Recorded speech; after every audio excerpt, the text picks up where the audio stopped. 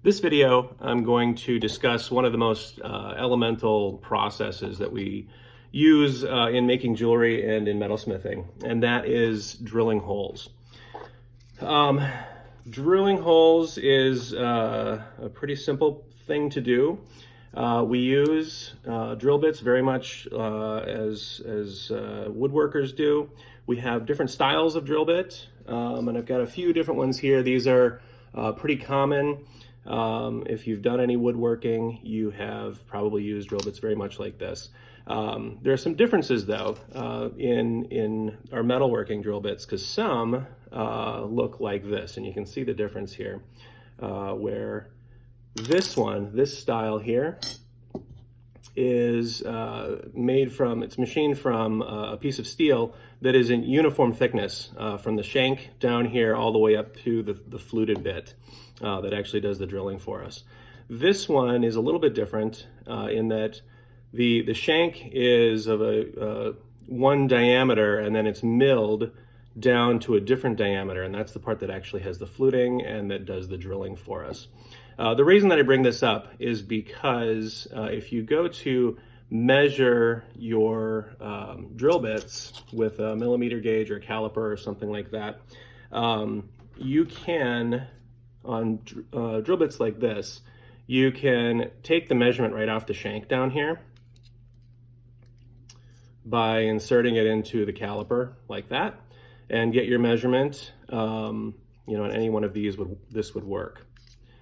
However, on something like this will not work, because the shank diameter is very much different from the part that does the drilling for us. So just one note of caution, just something to pay attention to. That a drill bit like this is very obvious.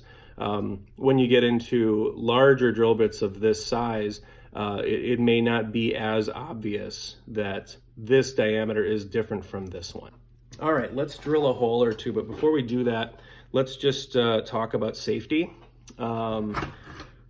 Anytime you're using your flex shaft, it's a good idea to wear safety glasses, okay?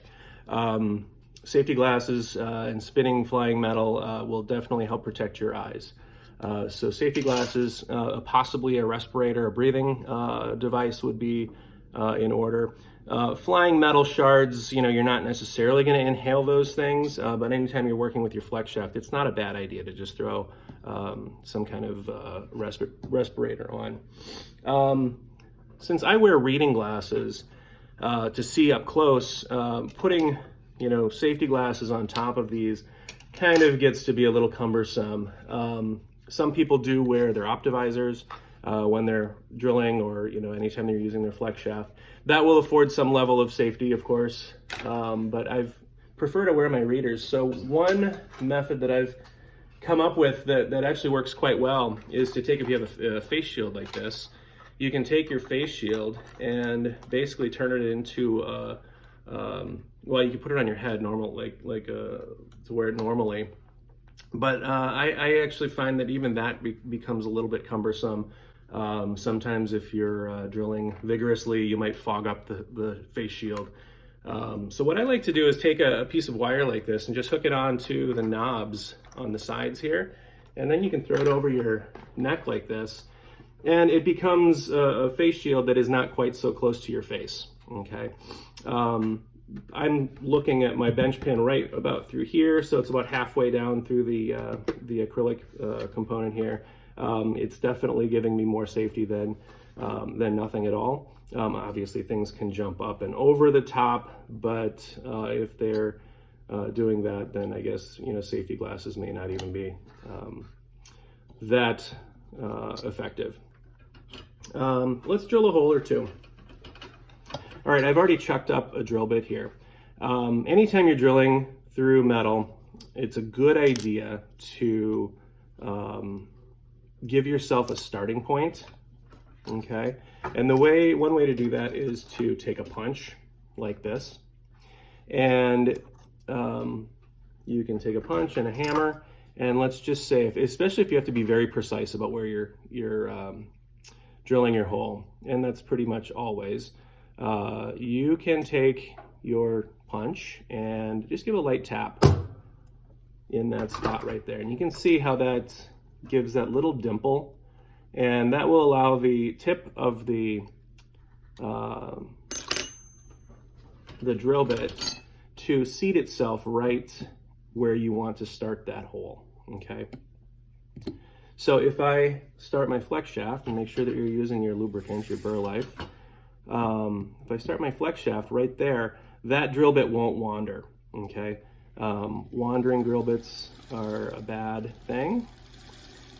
This is a very new and sharp drill bit, so it's cutting nicely. Notice how slow I'm going with my flex shaft, and it drives right through that metal, no problem, okay? I focus on going as slow as I can because winding up the drill bit and the flex shaft doesn't seem to make it cut any better.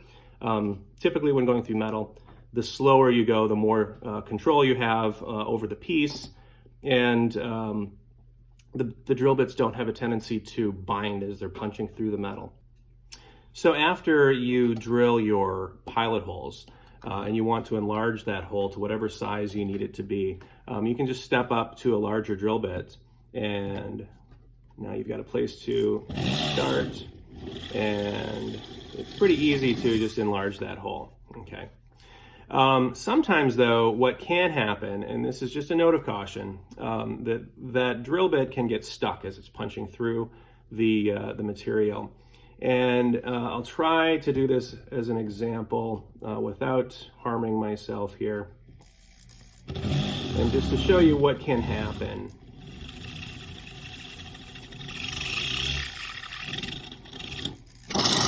Okay, so this piece becomes kind of a spinning, almost like a circular saw as it goes around, right?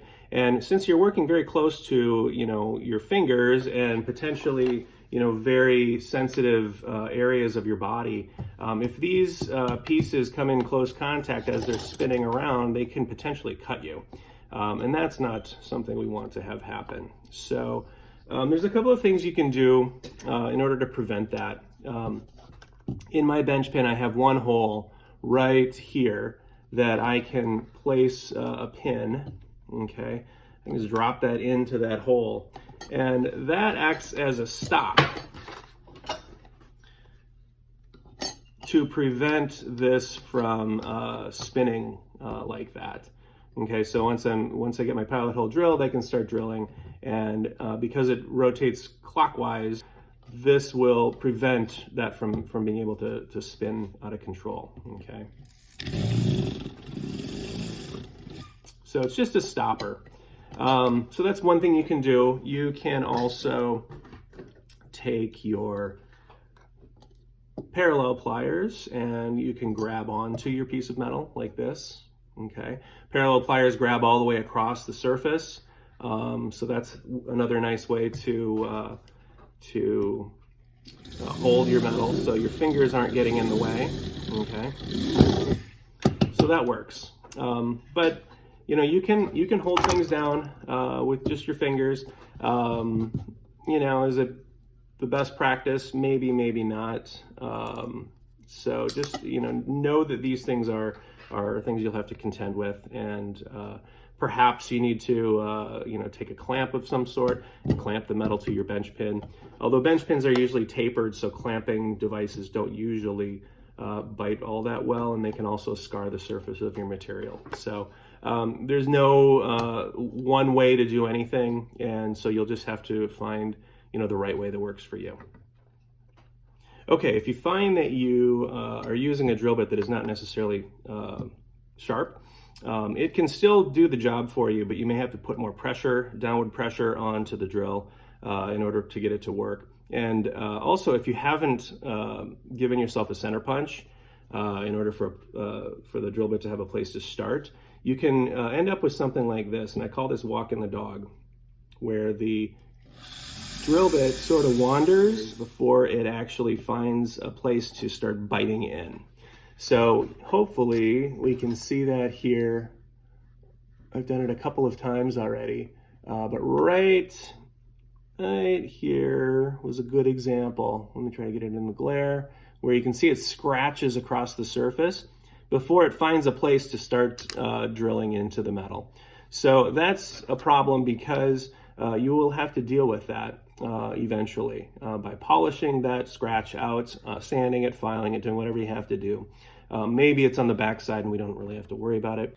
So just know that that can be an issue. One last thing to talk about is that anytime you're punching through metal or drilling through metal, the drill bit's going to leave a burr on the backside. And that's something that you're going to have to deal with. The reason that we want to get rid of that burr is because if you're putting two pieces of metal together, as in if you're riveting them together or even soldering them together, that burr can prevent the two pieces of metal from coming together closely. So we want to get rid of that. And the easiest way that I found to do it is to take a larger drill bit than you drilled the original hole with. And what you do is just put it inside the hole like this, and then just by twisting with your fingers, you can cut that burr off of there, okay? It might take a couple of passes, but that will clean off any burr that's around that perimeter.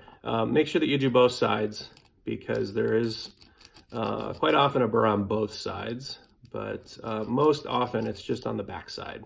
So that will take care of that. So I hope this helps. Happy drilling.